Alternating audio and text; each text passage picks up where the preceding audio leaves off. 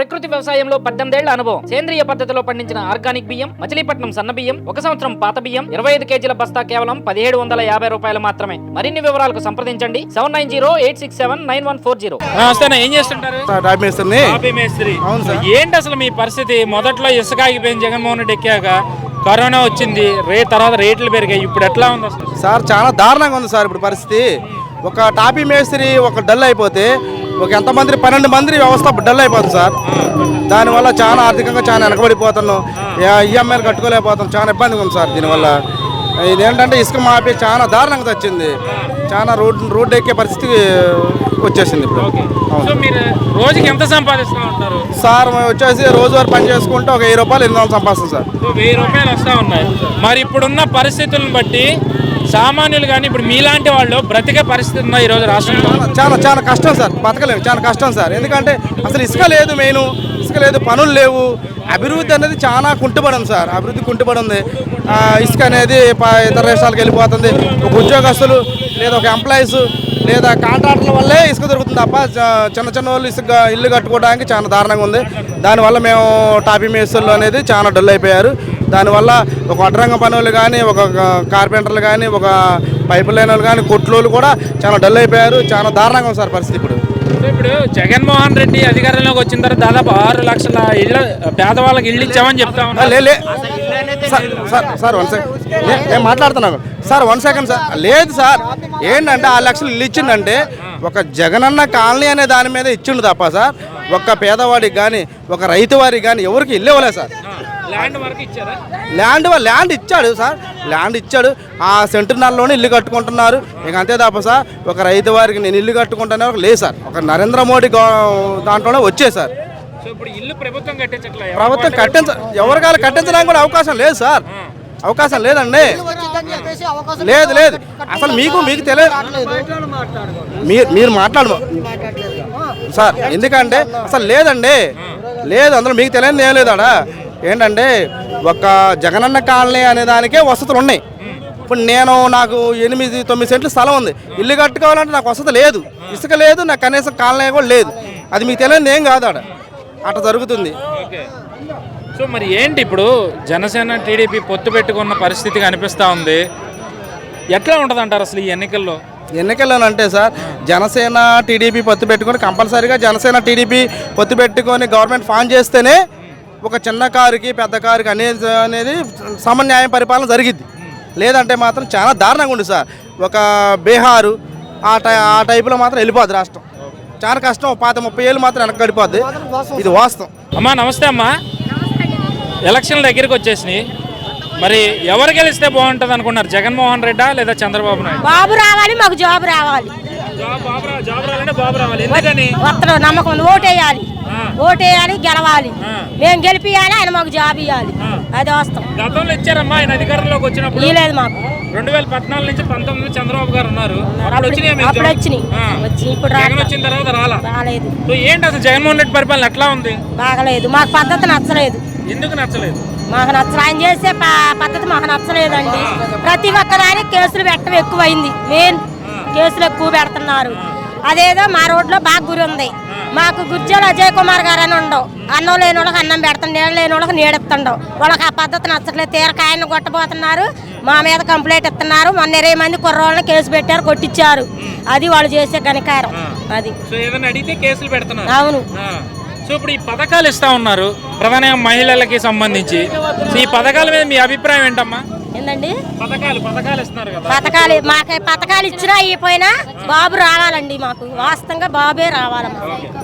సామాన్యుల పరిస్థితి ఎట్లా ఉందమ్మా? మాకు ఆడ పద్ధతే మాకు నచ్చలేదు అసలు. మాకు అవసరం ఏమి లేదు. మాకు తినడానికి అన్నం లేకపోయినా మాకు బాబు రావాలి. సైకిల్ రావాలి, సైకో బావాలండి. బ్రదర్ ఏం చేస్తుంటారు? నేను టాపీ మేస్తున్నాను. టాపీ మేస్త్రి.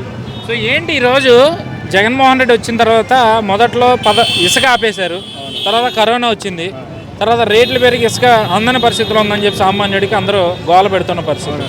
ఏంటి అసలు ఇప్పుడు ఎట్లా ఉంది మీ పరిస్థితి? అంటే వచ్చిన కొత్తలో 5 నెలలు 6 నెలలు బాగా ఇంట్లోనే కూర్చున్నామండి.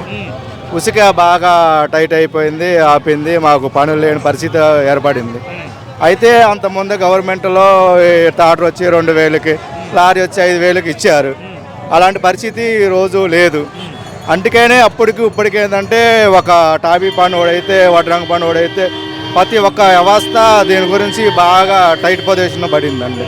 మళ్ళీ ఏంటంటే ఇలా కాకుండా ఏదైనా కొంచెం రేట్లు మా టాపీ వర్క్కి సంబంధించింది ఏదైతే కూలీలకి దానికి సంబంధించింది కొంచెం రేట్లు కనుక తగ్గించినట్టయితే మేము చాలా బాగుండేది, మంచిగా ఉండి పని చేసుకునే వాళ్ళం, మేము కూడా బాగుండేది. సో ఇప్పుడు అసలు పని చేసుకునే పరిస్థితి ఉందా రాష్ట్రంలో? పని చేసుకునే పరిస్థితి అయితే లేదండి. ఎందుకంటారంటే ఉసిక 5,000 పెట్టి యజమాని కొనలేడు, దాంతో మా పనులు చేపించలేడు. అందుకని ఏంటంటే ఉసుక కొంచెం మాకు అనుకూలంగా కార్మికులకి కొంచెం తగ్గిస్తే మేము పనులు చేసుకోగలం, అదేనండి. సో ఇప్పుడు మరి సామాన్యుల పరిస్థితి ఏంటంటారు ఈరోజు? సామరి పరిస్థితులు ఇంకా నాగలాగనండి. ఏంటంటే ఇక పనులు దొరక్క ఏం లేక రోడ్ల మీద ఖాళీగా తిరుగుతున్నాం మా కార్మికులు ఏదైంది అయితే. అట్టయితే ఏంటంటే మాకు కొంచెం ఉసుక గనక తక్కువ రేట్లు గనక ఉండగలిగితే ప్రతి యజమాని దీన్ని కొనుక్కొని మాతో పని చేపిస్తారు, అంతే. దాని గురించి నిత్యావసరాల సరుకులు కూడా పెరిగాయి. నిత్యావసరాల సరుకులు బాగా పెరుగుతుందండి. ఏదంటే మేము కరెక్ట్గా మేము పని చేసుకుంటే ఈ నిత్యావసర వర్షం అనేది తగ్గించుకుంటే బాగానే ఉంటుందండి. ఎందుకంటే మాకు పని లేదు కండి, ఈ ఉసుక వల్ల బాగా టైట్ అయిపోయింది. అది మరి ఏంటి, ఎవరు గెలిస్తే బాగుంటుంది అనుకుంటున్నారు ఇప్పుడు? ఇది చెప్పాలి కనుక ఎవరు వచ్చినా మా కార్మికులకు చూస్తే కనుక బాగుంటుందండి. మీరే చెప్పారు గతంలో చంద్రబాబు టైంలో తక్కువ దొరికేది అది అని చెప్పి, మరి ఇప్పుడు జగన్మోహన్ రెడ్డి టైంలో పెరిగిందని చెప్తా ఉన్నారు. మరి ఇప్పుడు ఇటు రెండు పార్టీలు అటు జనసేన టీడీపీ కలిసి పోటీ చేస్తూ ఉన్నాయి, మరోపక్క జగన్మోహన్ రెడ్డి నేను సింగిల్గా వస్తానని చెప్తా ఉన్నాడు. మరి మీ అభిప్రాయం ఏంటి? అంటే దాని తోడ అయితే మనకి కన్ఫామ్గా మేము చెప్పలేమండి. ఏంటంటే మా కార్మికుల గురించి మేము కోరుకుంటున్నాం. ఏదైతే వచ్చింది అనుకోండి, ఏ పార్టీ వచ్చినా ఎవరు వచ్చినా మాకేం లేదు. కాకపోతే మా కార్మికులకు టాపీ పని వాళ్ళకి కాస్త చూస్తే ఎవరైనా సరే మాకు కనుక పని కల్పిస్తే ఉసుక కొంచెం తగ్గిస్తే మేము కనుక మేలుపడం. అంటే 4.5 కాలంలో మంచి జరగలేదని మీరే చెప్తా ఉన్నారు, మళ్ళీ ఎవరు వచ్చినా మంచి చేస్తే బాగుంటుంది అంటున్నారు. అంటే ఇండైరెక్ట్గా మీరు తెలుగుదేశం సపోర్ట్ చేస్తున్నట్ట, లేదంటే జగన్మోహన్ రెడ్డి భయపడుతున్నట్ట? జగన్మోహన్ రెడ్డి బయటపడలేదు, తెలుగుదేశానికి మద్దతు ఏం చేయలేదు. ఏంటంటే మా సమస్యలు మేము చెప్పుకుంటున్నాం, దాని గురించి ఏ పార్టీకి అనే సమస్య కాదండి. ఎవరు వచ్చినా ఏంటంటే మా కార్మికుల్ని కత్త చూస్తే బాగుంటుందని పని చేసుకుంటాం. Thank you. మీరే చెప్పారు గతంలో చంద్రబాబు టైంలో తక్కువ దొరికేది అది అని చెప్పి, మరి ఇప్పుడు జగన్మోహన్ రెడ్డి టైంలో పెరిగిందని చెప్తా ఉన్నారు. మరి ఇప్పుడు ఇటు రెండు పార్టీలు అటు జనసేన టీడీపీ కలిసి పోటీ చేస్తూ ఉన్నాయి, మరోపక్క జగన్మోహన్ రెడ్డి నేను సింగిల్గా వస్తానని చెప్తా ఉన్నాడు. మరి మీ అభిప్రాయం ఏంటి?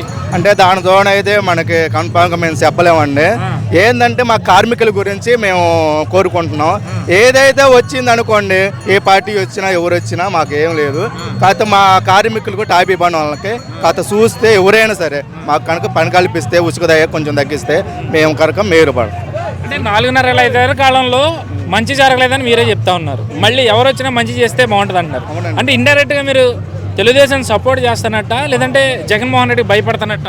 జగన్మోహన్ రెడ్డి బయటపడలేదు, తెలుగుదేశానికి మద్దతు ఏం చేయలేదు. ఏంటంటే మా సమస్యలు మేము చెప్పుకుంటున్నాం, దాని గురించి ఏ పార్టీకి అనే సమస్య కాదండి. ఎవరు వచ్చినా ఏంటంటే మా కార్మికుల్ని కత్త చూస్తే బాగుంటుందని పని చేసుకుంటాం. Thank you.